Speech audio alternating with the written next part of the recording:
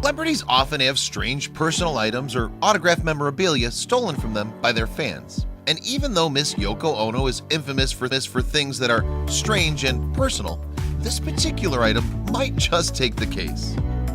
An ordinary rock that Yoko had written the words "Love Yourself" on was part of an interactive art exhibit created by the singer for Toronto's Gardner Museum.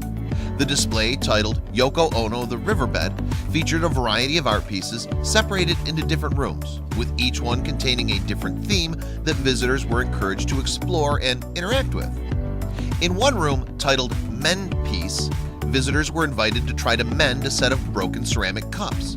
In another room called Line Piece, various strings, hammers, and nails were laid out in order for people to create lines within the art space. The final room, titled Stone Piece, contained a number of rocks and stones taken from the singer's personal collection that she'd gathered over the years.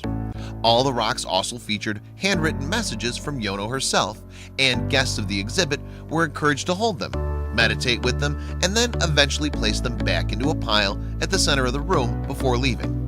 However, one woman decided to take things a step further by picking up the "Love Yourself" rock and then actually walking away with it. Under normal circumstances, a stolen rock usually wouldn't be anything to call the police about, but this particular rock is actually worth an estimated $17.5 thousand in total insurance value, making it quite a precious stone indeed. It's a totally interactive exhibit.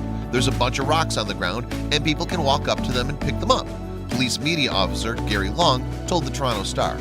She just picked it up and walked away with it. Toronto police wasted no time in releasing security camera photos and a description of the suspect, and as it turns out, she was actually an elderly woman about 55 to 60 years of age. Not exactly your run-of-the-mill criminal mastermind, but still an alleged rock thief all the same.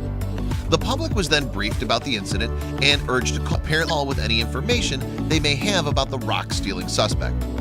Fittingly enough, the valuable rock was swiped from the display right around the exhibit's closing time, so it can only be assumed that the elderly woman in question must have slipped away into the night before her crime was noticed.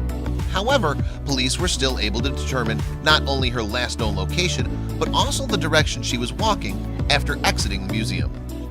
The incident apparently made Ono very upset, with one prosecutor telling the Associated Press that Yoko was very emotional, and we noticed clearly how much these things mean to her and how happy she would be to have them back.